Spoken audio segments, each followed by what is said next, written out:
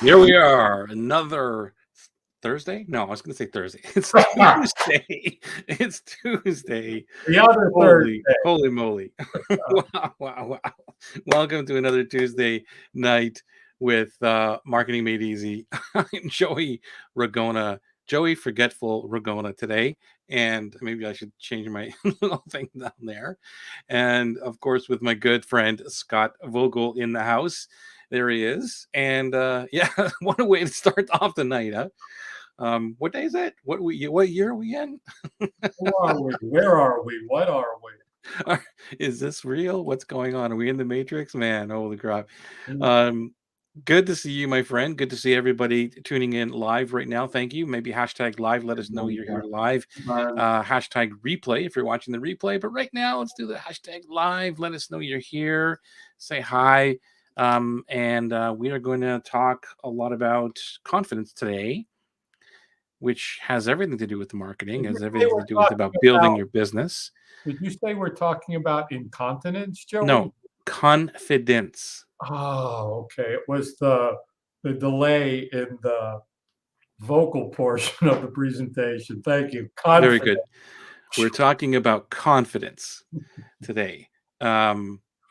Yeah, and really what it entails, because I know that there's confidence in both our own ability to build the business, to build offers, and it all encompasses everything, and the confidence in the audience, in our dream clients to work with us, all of those things. So I just figured that's kind of the overarching theme of tonight, and let's talk about it. Uh, maybe it'll give you some context of why I decided to talk about this today. Was I pulled up some notes from Go Figure.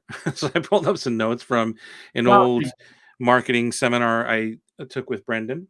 And Brendan is a big dude on confidence. And it kind of struck me that there was 4 points that he talked about when it comes to lack of confidence. And I have the notes here, and I just want to maybe I'll tell you what those are, and that might spark some conversation as well. That when we lack confidence, there's only 4 real areas. One is that we are fearful of the unknown. We are fearful of anxiety, which means that they're scared that it's going to feel bad, anxiety, right? Or fear of failure, or our customers are fearful of failure. We are too, and we're also fearful of rejection. And we've talked about these 4 things in roundabout ways over the last couple of 91 episodes, by the way. 91? Yes. Holy cow, that's crazy, Joey. So, yeah, man, congratulations. Yeah. Wow. What are we going to do for 100? I don't know, bro. That's kind of crazy. There's a fear right there. The fear of the unknown. I have no idea, and I'm freaking out. What's going to happen? It's kind of like the year 2000. What's going to happen when everything rolls over to 2000? What's going to happen when we hit 100? The internet's going to explode. No, we're broadcasting live on LinkedIn, Facebook, YouTube, right? And what's the other one? Twitter. Wow, we are multi-platform. Welcome, everybody, from all of those platforms. Let us know you're here. If you got a question or a comment, something, or even some experiences, we would love to hear that in the comments. This is not a two-way conversation between Scott and I. This is an all-around conversation between you and all of us. So let us know. I'm sure we can learn some insights from you about confidence. What do you want to talk about? Where does this lead you? Anything that I talked about that kind of sparks anything in your brain, that massive brain of yours, when it comes to confidence? Thank you, Joey. I like that you put it as 2 different pieces of confidence: the confidence, self-confidence, and the confidence that your dream client has in you, which is related to your self-confidence. Right. I think they're interrelated. Totally and completely. If you're not completely self-confident, then it's hard to exude that confidence. Hello, Monica. To the client, they'll know if you're unsure of yourself. They'll know if you Lorna said, I worked 9/11 dispatcher in the role of 2000. We were prepared. It was actually a pretty boring night. Yeah. Yep. Yep. And I really like the four pieces of, the lack of confidence. And there's so much to talk about here. Hmm. God, where do I want rejection? Let me start with the last one first, because why would I start with the first one first or the third one first when I could start with the last one first? I'm sure it'll take us everywhere. It will take us ever. Rejection, the fear of being rejected because I'm not good enough. My stuff is not good enough.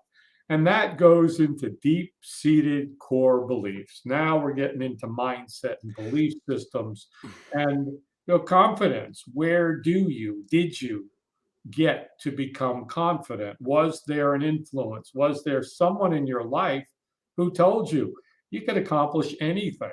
Well, then you go through the world confident that you can accomplish things if you work at it or learn it or whatever, as opposed to those who were told.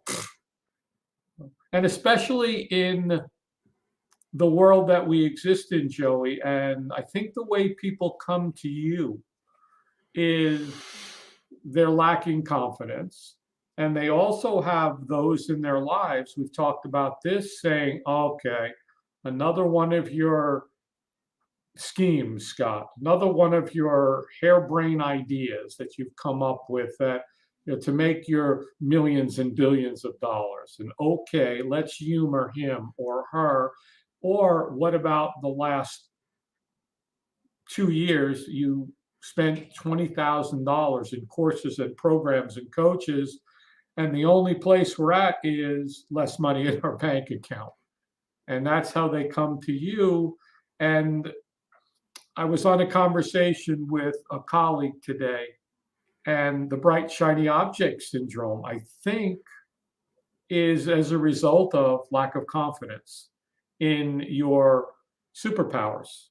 Because once you realize what your dream life is and what your superpowers are, then you're confident in what you're doing because you've recognized it.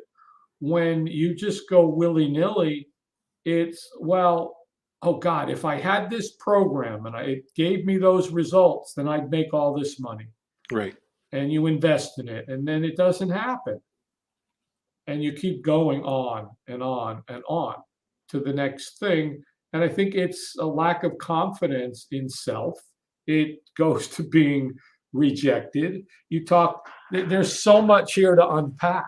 I know. Like when we talk about the rejection piece, that's one of the biggest things. As you know, we did our atlas today, Yeah, and one of the biggest things is about pricing. Like, how do I move from the lower price to a higher price? And I always go back to that last one, which is rejection. It is a fear, almost a failure. Like, am I a failure? But I think it's more about rejection, that nobody bought the offer because it was exactly. higher. And so I asked the question, and I didn't even have to ask the question in today's conversation and the person said, I totally believe that this is worth X amount of dollars or whatever it is, even more than what I want to charge. And so what's the problem? I just don't know. And the excuses come up. And I Right, go, bottom line is your fear of rejection, that right. nobody's going to buy it. Yeah, You're absolutely right. Well, and here's the thing. What are we going to do about that? Right? What are we going to do that if nobody buys the offer? And I've been there. I'm sure that everybody's been there, right? My answer to that, Scott, I don't know what yours is, but the way that I look at that, the perspective is, okay, I'm charging $1,000 for this thing. Nobody bought it, right? Am I being rejected? Or because I believe, first of all, you're right about the belief. You got to believe in this is worth 10,000. yeah, If you don't believe it, then obviously that's going to come through in everything and how right. you show up in the world and all that. So let's state the fact that no, you believe it. You know your stuff is awesome, right? But did you get rejected, or did you just position the offer the wrong way? Or is it something that just needs to be tweaked now? Is there something else that you can go in and say, I need to just add more value? How can I do this? How can I make this more applicable to my dream client? That's how I look at it now. I don't look at it as, well, ding, nobody wants my stuff. Nobody thinks it's worth $1,000. What do you think? I'm in total agreement. You brought up some excellent points. In when you know that your stuff is worth what it's worth, Yeah. and you put it out there and you don't get the expected response, then if you're succumbing to the fear of the rejection, and then you start to second guess yourself and say, well, maybe I should lower the price. Right. Instead of exactly as you said, no, the value in the product, the service, the offer is there. It's the messaging, the positioning, everything you talked about. Yeah, it's not And communicated in the right way. it's not exactly, it doesn't clarity, concisely say to the dream client, this is exactly what you're going through. This is exactly what you're going to get. And then they make the value judgment. Is getting that worth $1,000? And if that's not presented right, it's got nothing to do usually with the offer. If it's a quality product service, if it's a good offer, if you're like, look, this is great stuff. Now, if I put out and say, hey, this fizzy water bottle, I can give it to you for only $200. And well, I can go buy it for $20 at Best Buy. Yeah, but you brought up a good point here, Scott. Like, about the offer. Like, are they rejecting you or are they rejecting the offer? The offer. Right. Right. So I mean that's the and that could be true. That's totally true. You just didn't have the right offer in front of that person and they're not rejecting you or the product or the outcome. It's just that this is the wrong offer for me. Here's something I'd like to add to this part right now on rejection, Joey, that I think I learned it from a business coach and a therapist at the same time many years ago when I was on the platform. And I was doing a ton of seminars and workshops, and I always did evaluations because I worked for a seminar company in the beginning. Yeah. For the most part, they were always pretty good. I won't say excellent, magnificent, even though they were. One day, the owner of the seminar company said, "Are you paying these people for these?" I says, "No, I'm just having fun doing what I'm doing, sharing stuff and hanging out with people for a half a day and giving them everything I got." And the thing I learned was when I did the evaluations in the beginning, I would read them and take them personally. Right. Right. Instead, and this is where I think a lot of coaches and consultants and speakers and trainers need to look at it, is I had to realize that they were evaluating Scott Vogel, the product, the speaker product, not me as a human being, as a person. And I could have reminded them of their uncle who beat them, or somebody in their life they didn't like, or whatever it was, and that's okay. And I looked at it and said, okay, I didn't like that he did this, or I wish he would have done this, or he didn't get to this. I'm like, awesome. They've just given me, like a copy bank, the information I need to make the product better. Yeah, exactly. Yeah, bang on point. I just want to give some props here to Dan. Hi, Dan. He used to suffer with zero confidence. It was all about it's a self-imposed Yeah, prison. Yes, I totally agree with that. thank you for Monica's that, Dan. confidence shifted greatly when I decided to give 100% money back on my Oh, course. thank Love you. that. Congratulations Yeah, on a higher price. Of course, there is occasional concern that there might be someone requesting money back. That's okay, but I don't spend time thinking about it. Money sits in the bank until a time period for the money back guarantee is over. And we were just talking about that before we went live, right, Scott? About that. yeah. That's a perfect way to do it, Monica.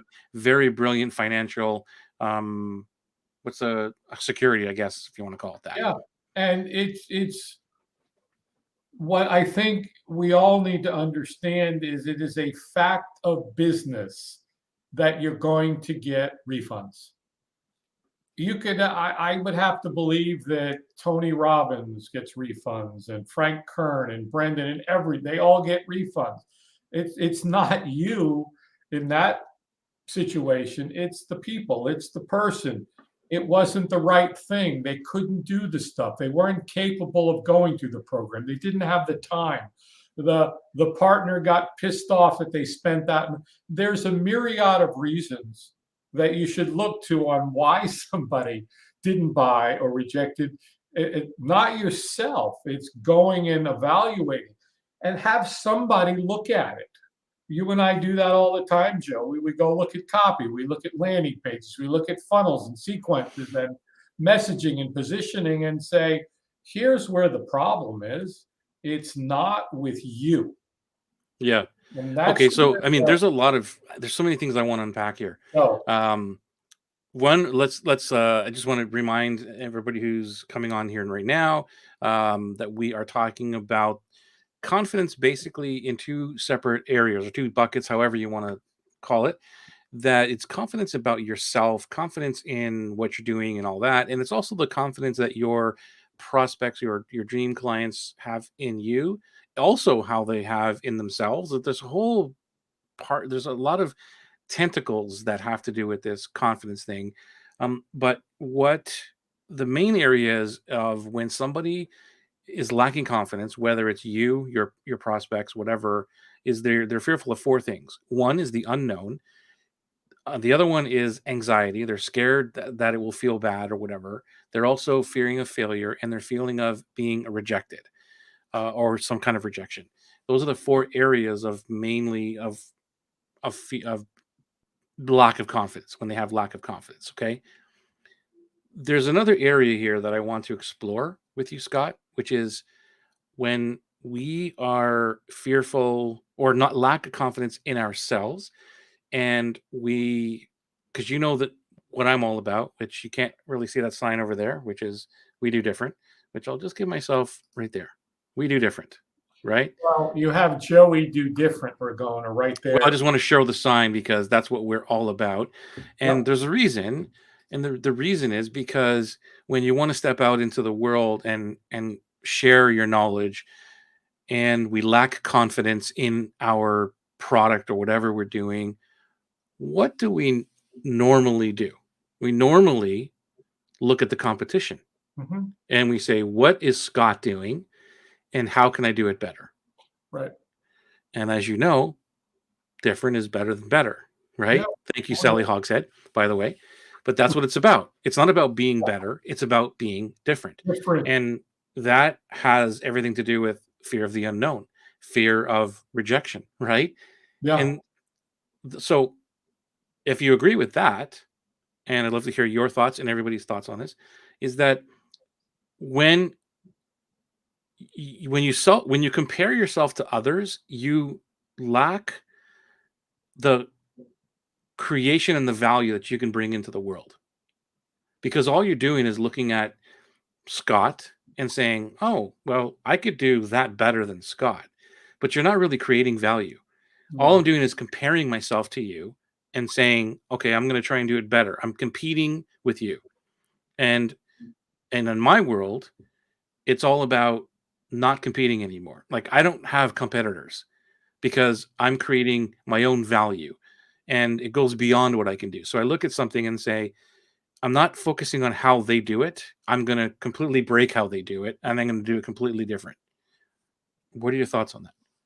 Well, as you were talking about, of course, doing different, we do different. First thing that came to mind is hamburgers.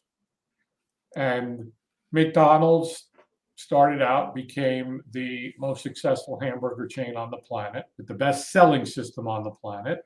Burger King didn't say, we're going to make a better hamburger. They said, let's do it different. Let's throw it on a grill instead of a flat top and flame broil it, and you could have it your way. And then Wendy's said, we're not going to do it better. We're going to make square hamburgers. Well, Wendy's is more, that's true, but Wendy's is more about it's not, we don't, our meat is not frozen. That was their difference, right? Right. And again, different. Each one did it different. And I know that I'm reading $100 Million Offers by Alex, whatever his last name is. It's an incredible book. And right now it's in the offer stage and it's talking about this piece of if you want to compete with somebody and do more or better or lower the price, you're going to be in a race to the bottom, and everybody. Exactly. We've talked about that a million times, right? I mean, Whereas that's how it is. the piece here is, what is it? First of all, the word competition. I don't believe and never have believed in competition. I believe there's other people in the space doing similar things, but I think that's a confidence thing. At the end of the day, there is no competition, and there really isn't. Look at you, Joey. There's really no competition. There's I could go out and probably find 1,000+ coaches to help build an online business. At least I could probably find that many in Kajabi, or who supposedly are coaches. Because you do it so different, there is no competition for Right. you. There is nobody that I know that possesses the knowledge and wisdom that you do from what you've done. And that by itself, we were talking earlier, somebody's like, I want to hang out with you for the rest of my life. Well, Joey, you attracted a dream client who wants to hang out on the dream island with you for the rest of their life and pay the discounted $100,000 lifetime fee to hang out with you on the island. I mean, what's it cost to go hang out on a private island with somebody? A lot of money to do it for a weekend. You go to Richard Branson's private island, probably cost you $100,000 easily. Right. For a day, for a weekend, easily on a private island. Well, hell, I'll hang out with Joey for $100,000. Well, the thing is that, when we're talking about this and people listening to this, is when we look at the industry, and how I position it in terms of different, because when we look at the competition, or just trying to position anyway, we look at what are the best practices, right? It's like, okay, what is the best practices? And I have nothing against the best practices. However, when you build a product based on best practices, or your service or whatever based on best practices, that's how other people did it. You're like, what are they doing? And I want to do the same thing, but a little bit better. That's not value creation. That's not your brain thinking, how can I be different to somebody else? Or how can I speak to my dream client? And as you know, most of the best practices or standard practices I don't do. Right. And it's not because I'm this anything special. It's just that, okay, well, I don't want to be in that same boat anymore. I don't want to do funnels, or I don't want to whatever, right? And it, like you said, it positions differently. I have total belief in what I'm doing. I have no lack of confidence in there, even though it's scary sometimes to, like, well, should I price it this way? Should I price it that way?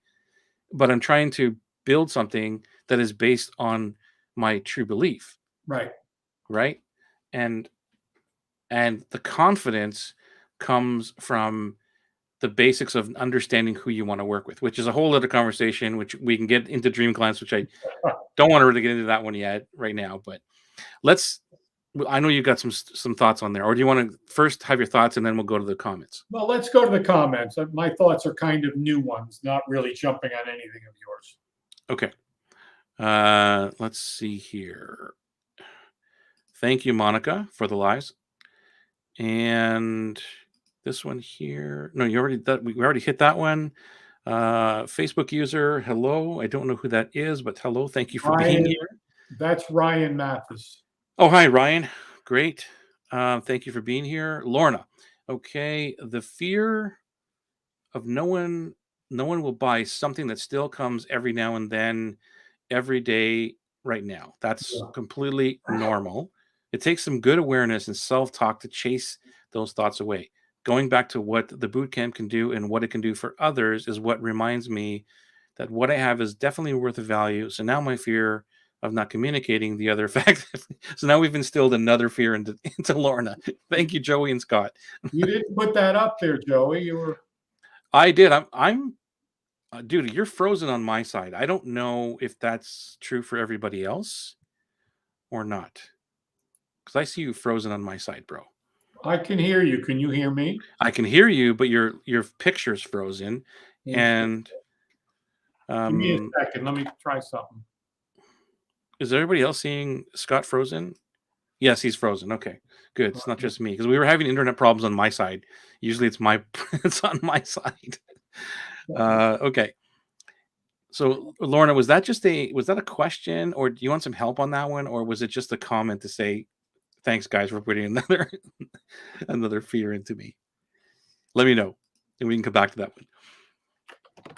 Monica says, "I know I have to work on communicating to others effectively, but I already learned a lot. That's amazing, just by paying attention to what people, possibly dream clients, were saying. It is all new to me, so there's quite a way to go. That's cool. However, with the help of Joey, Scott, and the club, these lives in DCC, I'm on my way. Fantastic. Thank you for saying that. Facing fears is a part of it, also, as well as shifting my mind constantly, facing the old habitual beliefs and shifting to beliefs that serve better. It's work. It always is. If you've done any work in terms of mindset, then what happens is it's a constant thing. It's like the positive mindset, or working through these fears, or getting past all the negativity and self-doubt talk, is a constant thing every single day. It's not something where you just take a course, take a positivity, and go, all right, I'm fixed. Unfortunately, our brain is wired to look at protecting ourselves, to the fear of, I'm going to be eaten by a saber-toothed tiger. You know what I mean? And we have to work on that every single day. So I hope that helps you there. Hey, Angel, good to see you. Nice to see you. In Lorna, it was a comment, unless you have some feedback for the new fear. Me with the new fear of, let's go back to your comment so I know what I'm talking about here. Communicating the offer. So the fear of not communicating the offer effectively. With the real answer to not creating the offer effectively, Communicating the offer is really about giving it another try. It's like, so what's going to happen? Scott, can you turn down your volume, because I'm getting feedback coming? It's off. Thank you. I'm back in case you didn't realize it. Pardon me? I said I'm back in case you didn't realize. Yeah, I brought you in, man. No problem. Google Chrome froze on 3 of my monitors. Good to have you back, bro.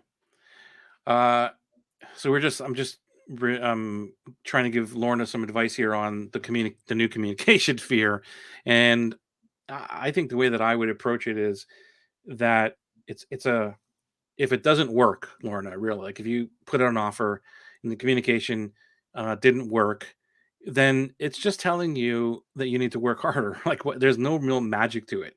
It's when you nail it, you nail it. It's where I see people give up. Like, they get it, they whatever, it doesn't work, and they don't get it. It doesn't sell, and they're like, this is wrong. The dream client's wrong, or whatever, and they just give up, or they pivot, or they do something. And to me, it's just about, no, I just didn't get that right. How many times, Lorna, now you've been in Atlas 3 times, and I keep telling all of the group that the first Atlas communication wasn't really where it should have been. I still got people buying it, and maybe maybe it still isn't, but it's way better than it was when I first did it. And it's a constant work on what's the thing that I'm trying to get across to people. Joey, I remember when you first started Right Marketing Copy, and then you first started with Atlas, and you hadn't honed exactly what it was. It took months and months of doing it and talking about it and delivering it and putting out there, until one day, I remember we were on a call and you were like, this is exactly what this thing is. This is exactly what it does. And people were able to look at it and say, I want that. That's exactly it. Yeah. Let Gary Bensavenga and let Eugene Schwartz and Caples and all the great marketers and copywriters of all time, Gary Halbert, etc., they didn't do it in a couple of weeks and months. Gary Halbert, it took him years before he finally wrote the coat of arms letter and made $10 million. It's if you did something, let's say you went out back of your house and you were like building a little something, and it didn't work out and it rained and that, you'd be like, okay, I'll fix it. I'll go to Home Depot, I'll go to Lowe's, I'll work on it. It's a project. It's ongoing, in progress. We don't apply those same things. We want it, it goes to the, well, I'm going to show you how to write AI copy and launch your product tomorrow and make a fortune. It's that's not the reality. And we were talking about it before the call. The reality of it is Atlas and the whole philosophy and different is all about building it over time. It's getting out there, building the foundation that the omnipresence, and hi, Angel, you're on the call, and I love that. Omnipresence is putting it out there. You talked to me earlier that somebody just came to you and was like, I found you, this is home, and I want to spend the rest of my life hanging out with you. Yeah. So going back to the whole confidence piece, you can't be confident of your product unless your superpowers are truly nailed and represented in your product. If somebody, again, then that's the differentiator. I got a product thing, but it comes with me and my superpowers and everything I bring to it, that anybody that's in my tribe, my community, they could just have to ask me a simple question to have me look at something. And like you, boom, I'm going to give them what they need. Well, And they, that's why I brought up the part about competition, because yeah, most people want to compete against somebody else and say my thing is better, my thing is cheaper, my thing. That's the worst place to be. It's you're not creating any value there for who you are as a person, and you're always going to be looking at someone else's best practices or the way that they did it.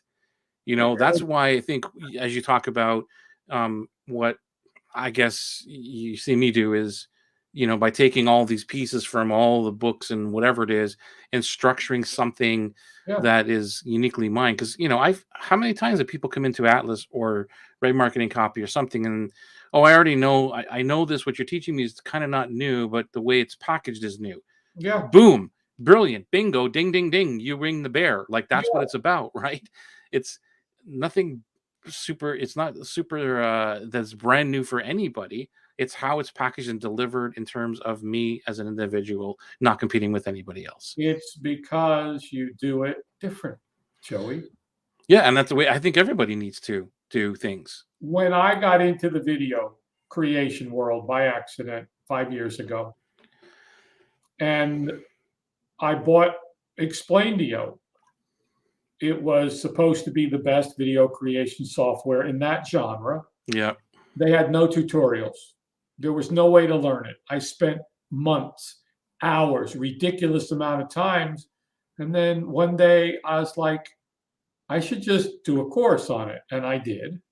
And it became a bestseller. And I'm only saying that because I used what I knew, my superpowers. right. And then now I know what the other companies are doing and how they teach and how they onboard. And I make sure that it's better, different than the others because of how we do it. We do it differently. And that's what people come and say, oh, these guys know what they're doing because we do it different, which goes to Yeah, that. Do we have any more comments? we do. So brilliance from Angel. When it doesn't work, you learn what Yeah. not to do, which is, yeah, it's profound in its own right there. That's the whole thing. Keep going, try again.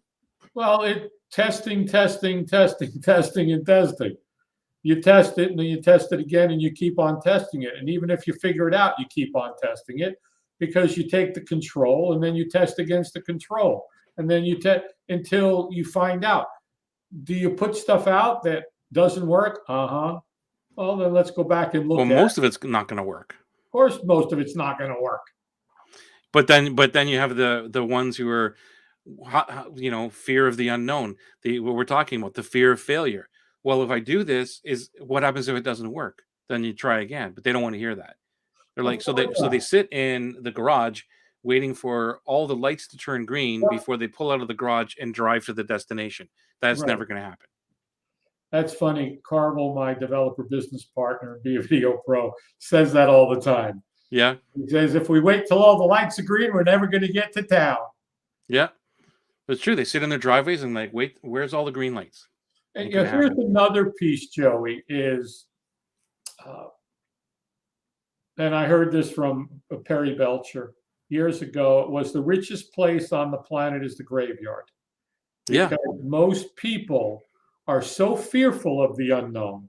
They're so afraid that if they go and put their offer out and it fails, which it's not fails, it's the progression that we need to go through to get to what's behind it.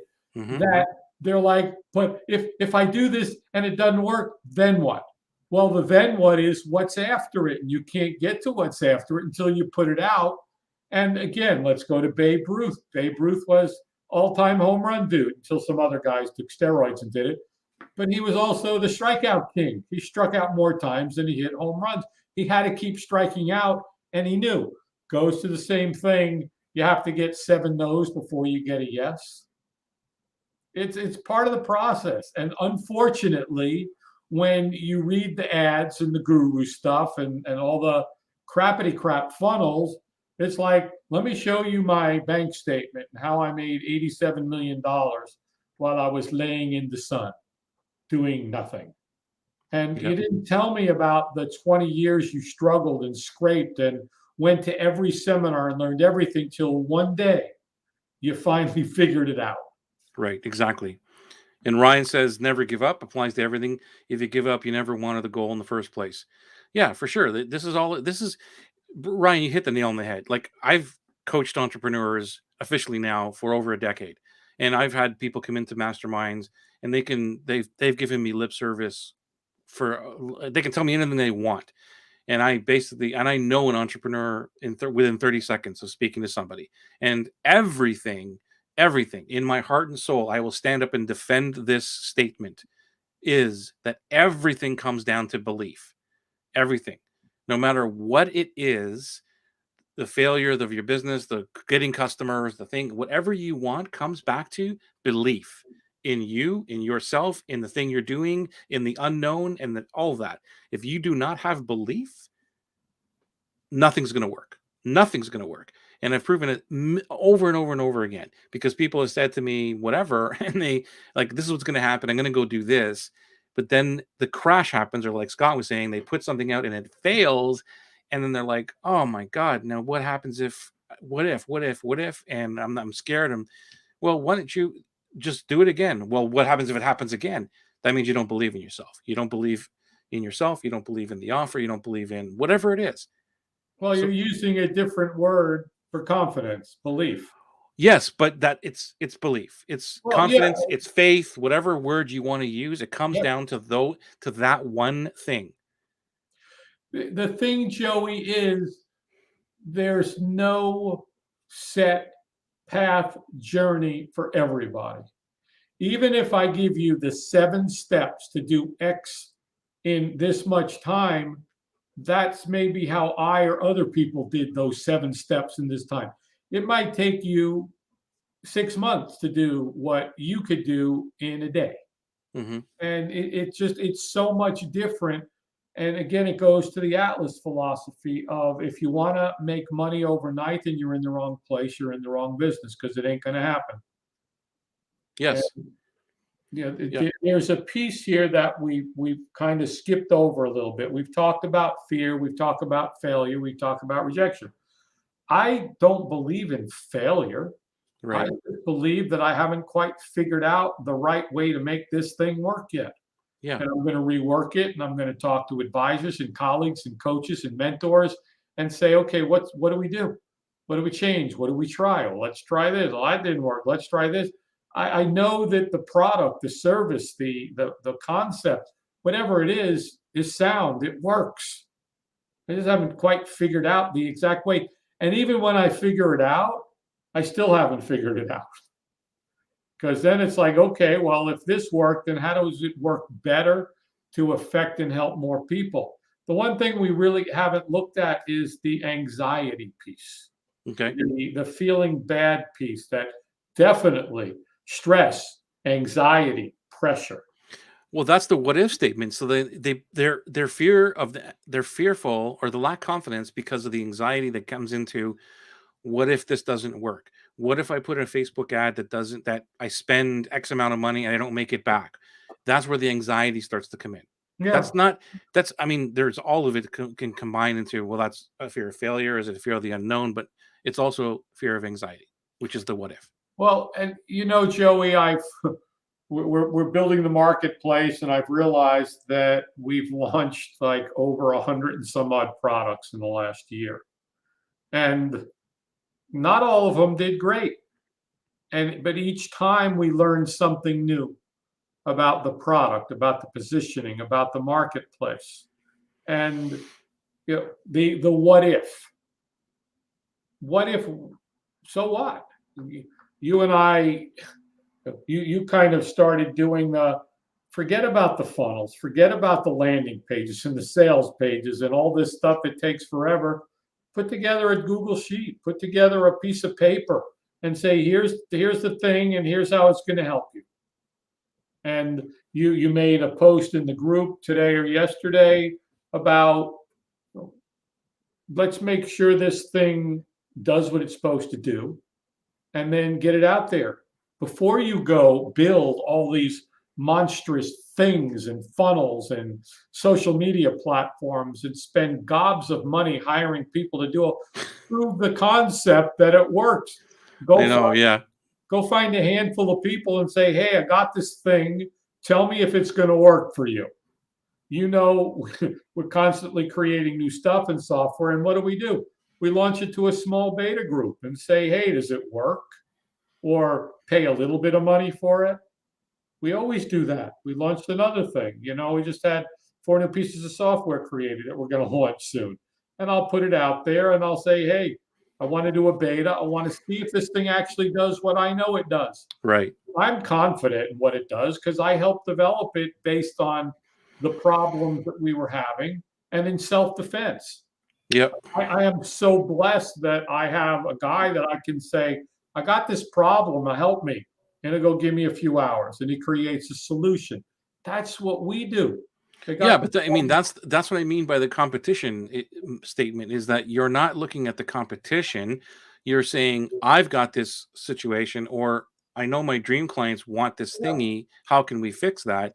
And you're not going to Adobe and saying, okay, let's look at what they're doing and how can we make that better? You're creating value based on your superpowers and creating a new market. That's the whole thing, because so many people, there's too many people who look at what's Brendan doing, what's Frank Kern doing, right? What's all these dudes doing, and how can I be better?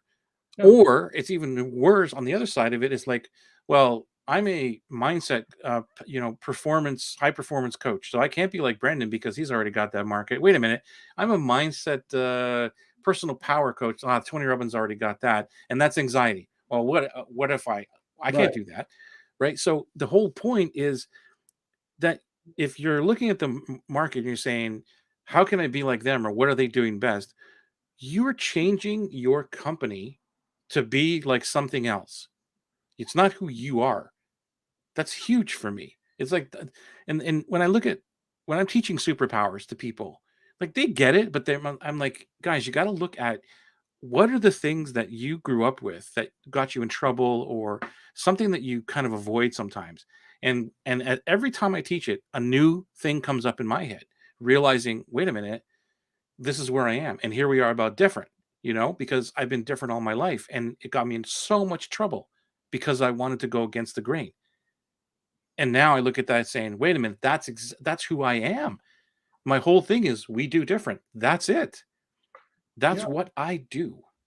Our tribe of heart-centered entrepreneurs, Joey, have been on a journey to get where they are. And everything they've done, they've learned that nobody else on the planet experienced it, learned it the same way. That's what makes you different. Well, I told you when I was out speaking years ago in the marketing world, and I specialized in the hospitality industry because that was my passion. That's what I love. And there were tons of speakers out there who charged less than me. We've talked about that. It was like, great, but you're not going to get. I remember one of my professors who taught me about consulting when I was getting my master's degree. He worked for Interstate Canteen. big food service company that ran stadiums and that. And he spent like 50 years with the company, retired with his gold watch, and had a decent living. Right. He expected me to do that. And when I would switch jobs often because there was a better opportunity or something happened or I didn't like it because I didn't play well with others, he got pissed at me one day when I called him and I was like, I just got this most amazing job, like the dream job. And he's like, why can't you just keep one job? And I was like, when I spoke in front of the hospitality industry and was able to share all of the different experiences from hotels, restaurants, country clubs, cave, everything I had done, they were like, oh my God, we're so thankful that you're so much different because you've had all these experiences instead of, well, I had one job and I'm going to share that with you. And I read a whole bunch of stuff that I'm going to share with you. Yeah. I don't want to hear that because that's what the other people are doing. Right. Right. Monica is when she first communicated her offer verbally, I was way too nervous and nobody bought. Very good. But thank you for being vulnerable and sharing that. Yeah. So I shifted my writing and then got the first two in and tweaked the copy and kept shifting. And I got the 6 that I really wanted to get in the first course. Amazing. Thank you for sharing that, Monica. That is so vulnerable, so transparent. And Joey, that goes to you and I have had this discussion. I think that anybody that's doing a verbal offer obviously should script it, perfect it, and have somebody else do it for them. Because Okay. you and I know, let's say you decided to do a webinar, Joey, Mhm. and you were going to do a webinar and you're going to teach people all about Dream Client. And at the end, you were going to either offer Dream Client Connection or Atlas. And you've just done all this amazing stuff in education and mindset change. And people are like, yeah, if you did the pitch, you gave the offer, whatever it is, to get whatever you call it. I believe that if I did it, it would be different. And because again, you've heard me say you could stand on top of a mountain and tell people how great you are, and they're not going to listen. If I stand on top of a mountain and say, hey, Joe, done, because that. And I believe for those that are having that challenge to script it out. And when it comes to that point, either pre-record it yourself and say, I wanted to get this right. It was Yeah. so important that I get this value to you because, we get into the pitch and we want to over-explain things. Yeah. No, I mean, when I was doing more webinars, that's my entire webinar was recorded. Yeah. And I went into the hybrid mode and said, here we are live. Yeah. Here's the webinar or whatever. Here's the training. By the way, it's recorded. Go figure. And I just wanted to get it right. And Yeah. plus, I want to save my voice. And I know there's going to be a lot of questions afterwards. And I just want to make sure it's right. I'm going to be watching it with you. So I Right. recorded the entire thing. And I don't have a script. I don't like using scripts personally, but I do have points that I'm reading off of because I'm pretty good at doing that type of thing. Nothing wrong with scripts, just for me personally. But it to your point, was recorded, which meant that the pitch or whatever was as best as I could at that point, knowing that I suck at going from the training into the pitch and nervous, Exactly. saying like, "Oh my God, is it going to work?" Yeah. That's for anybody. When I was first selling from the platform, I was bad. Like I was like, hey, I got this stuff. If you want to buy it, here it is. And then, of course, studying everyone and everything and getting better and better and better. And there was no anxiety or feeling bad. It was like, okay, I didn't sell any today. And then you get to a point where you sell a couple of $500 products in a keynote, and you're like, oh, okay, I don't have to do anything this year anymore. I'm done. Yeah, But the first tapes that I originally made, were $99, and I didn't know how to sell them, but people wanted them. Sold a couple of them. And then yeah, when I made a $500 product, that sold better. And then when I had a $2,500 offer for a teleseminar coaching program, We didn't have this Zoom thingy. Cool. Dan says was at T. Harv Eker's seminar, and he asked the audience if they thought highly successful people have fear. Many said no, of course. His response was, of course they do. They just do it anyway. Yeah, that's a very good point. The emotion of fear, we can't control. What we do with it, we can. As Dan's saying, they just do it anyway. It's like, oh my God, I got to go do. Whenever I would get on the platform, and Joey, you know, we get on stage, there's that anxiety. It's natural because you're going in front of people that you don't know, hundreds or thousands of them, and there's a part of you, your ego, that gets in the way, and the butterflies. And I learned, well, let the butterflies fly in formation.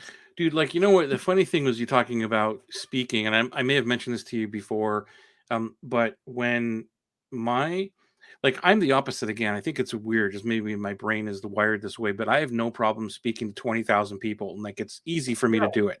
Most people are completely deathly afraid of speaking. The more people, the better for me. Okay. Yeah. But that's just me.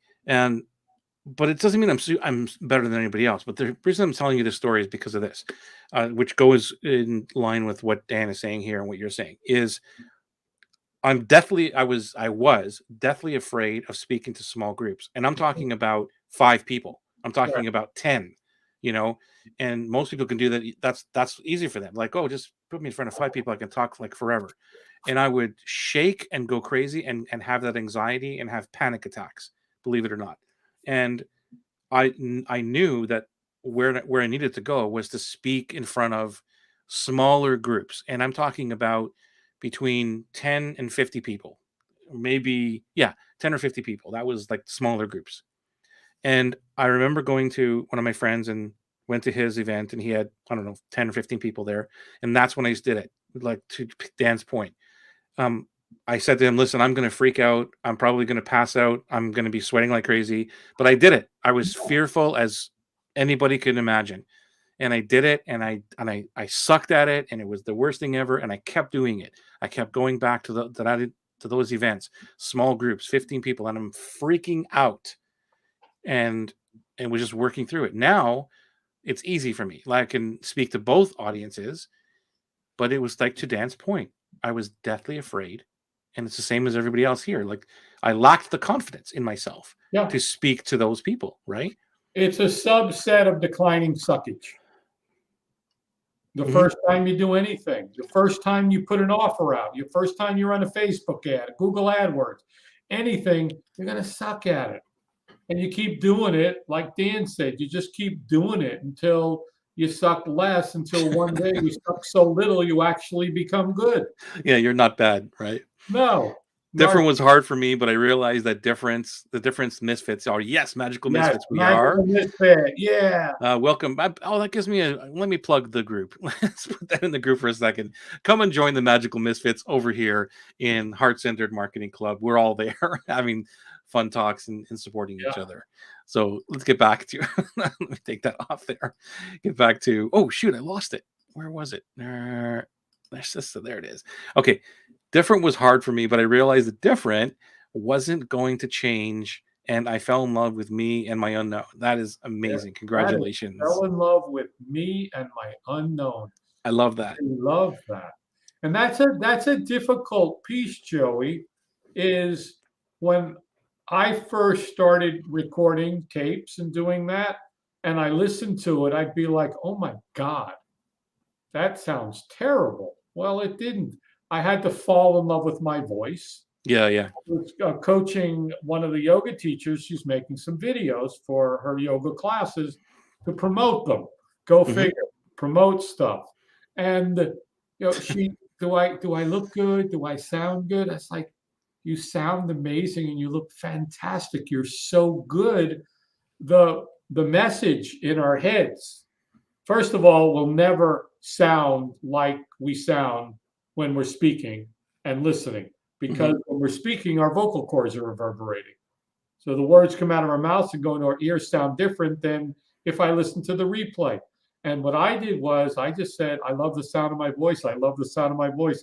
Until eventually I love the sound of my voice. And the same thing holds true with when you're in front of an audience, whether it's 10,000 people on a webinar, whether it's 5 people in a group, whether it's 2 people you're presenting to, or 100 people in a room. It doesn't matter. It all goes back to confidence Yeah, in self and declining suckage. you're right, and to this point, in the confidence for me when it comes to that kind of stuff, where I know that it may not be perfect, or if there's a mistake, and this goes back to superpowers or however you want to show up in the world. And for me, it was stepping into the fact that I'm probably going to make a mistake here, and that's totally cool. And instead of me trying to be perfect and cover it up, I'm just going to admit it. And go back to, holy crap, that slide sucked, or wait, that's a different slide, or there's a Well, mistake on that slide, what a goofball I am, and just be human. That's how I decided to step into the lack of confidence and disable it.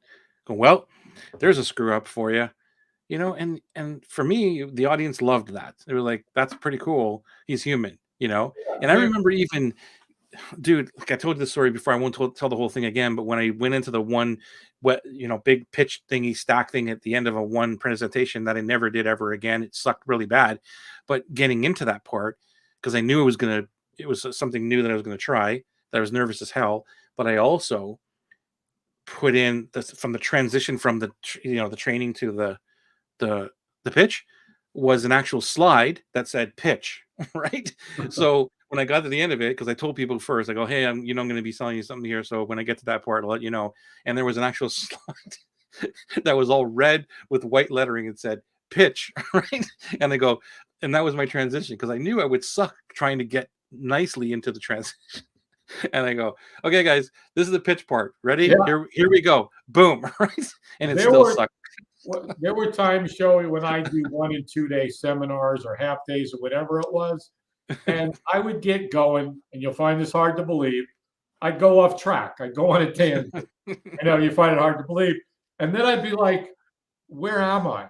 And I'd actually say that to my Yeah. audience. Because Was anybody taking notes? Because yeah, where am I? Where are we? And then I would say, you don't know, A, if I really don't know where I was, or B, if I yeah. want to see if you're paying attention.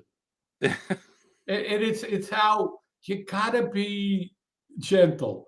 You gotta laugh at yourself. But that's You gotta, confidence, bro, right? That's yeah, it is. right. You gotta and it takes time, Joey. Same thing. The first seminar I ever did, I stood in front of the room with my thumbs on the side of my pant because somebody told me that's how you present. I didn't move all day other than to turn the flip chart. And then I'd sit, and that's like totally not me ever again after investing hundreds of thousands of dollars in coaches and this to learn.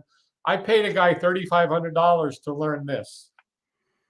That was it. You in the back.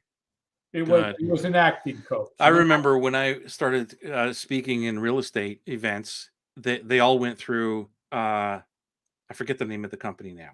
Whatever it was, this Landmark one. or something, or It's a popular speaking company. I Dale forget what it. Carnegie course. No, it's not Dale Carnegie. It was something else. But anyway, their Anyway, their whole thing was, don't use your hands. Like, don't do any of this kind of stuff. Okay. Toastmasters.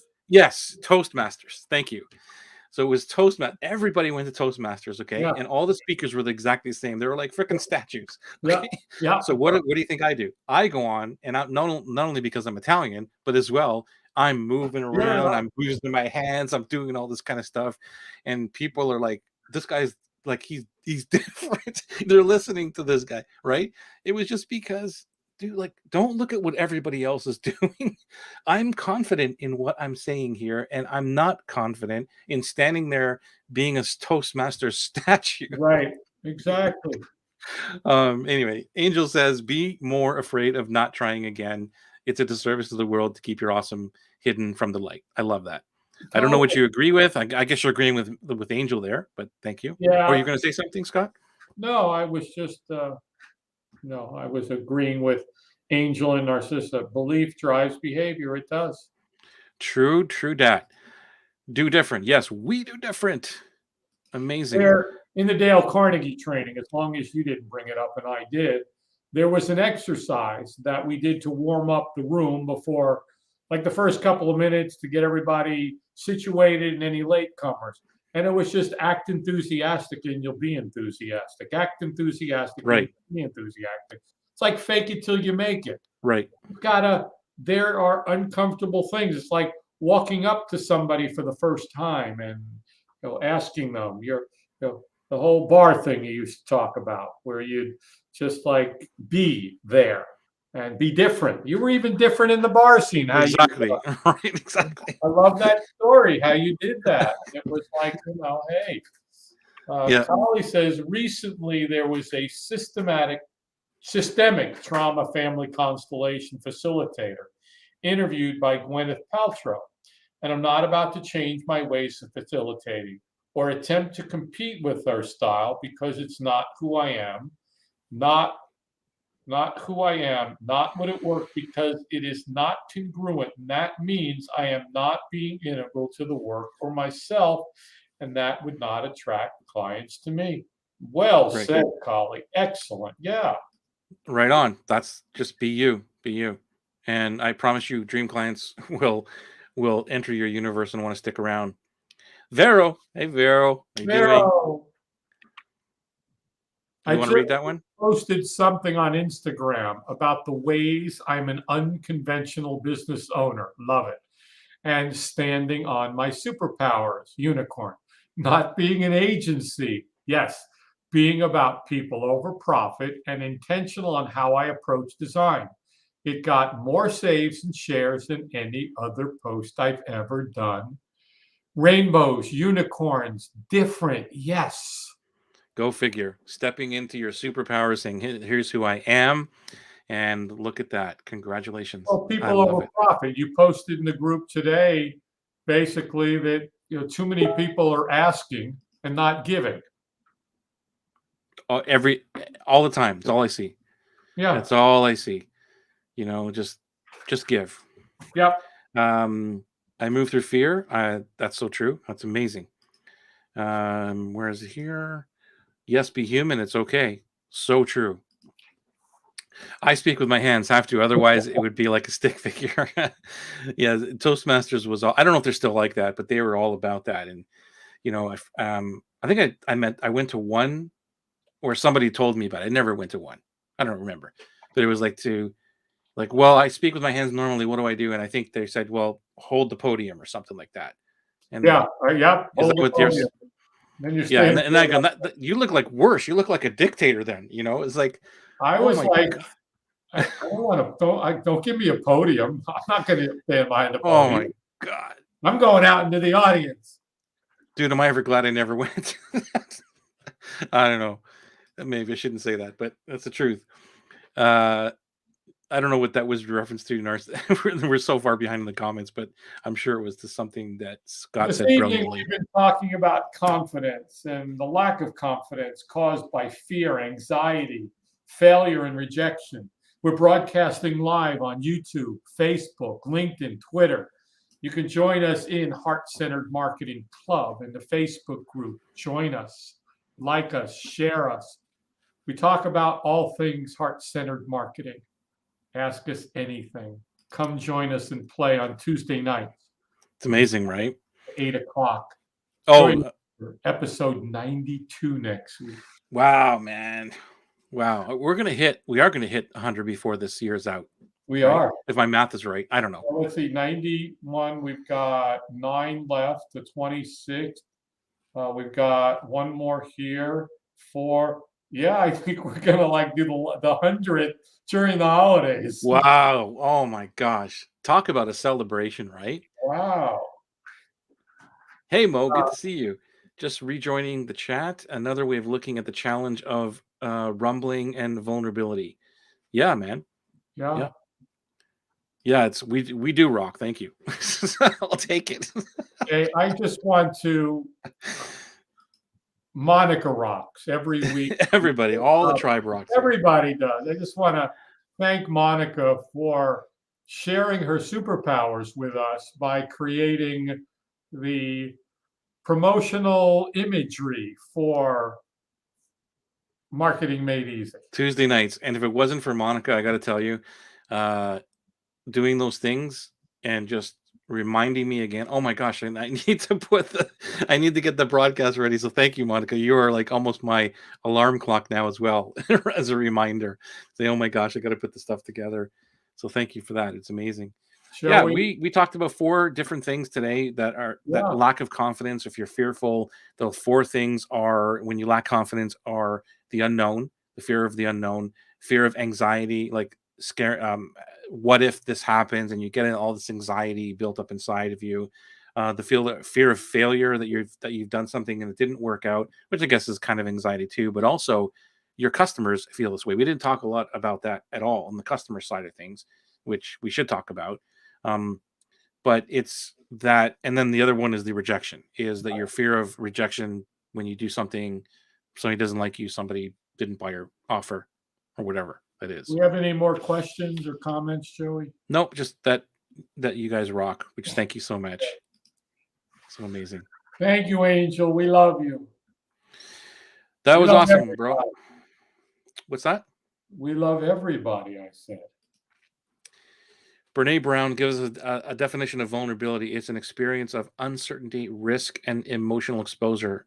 Emotional exposure, our most accurate measure of courage. Oh yeah. Very true. That the more vulnerable and transparent you are, the more courageous you become. Yeah. Yeah. It's a great feeling. I know that fear is one of those primal emotions that it's hard to deal with sometimes, but I step into fear. And I don't know if you know that, Scott, that when I first started speaking it was about fear. Like, I was known as the fear guy. Not that I would talk about fear. It was always about stepping into fear and the unknown and all this. And that's how I got known in that circuit.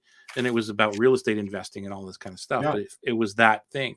And so for me, fear drives me. I don't know about you. Does the fear drive you too? No. No. I'm fortunately so over that for so many years that it's just not. No. Yeah, it's part of a driver for me, where it's like, Yeah. well, whatever. It's a whole other show and a whole other conversation. Very good, man. Thank you so much.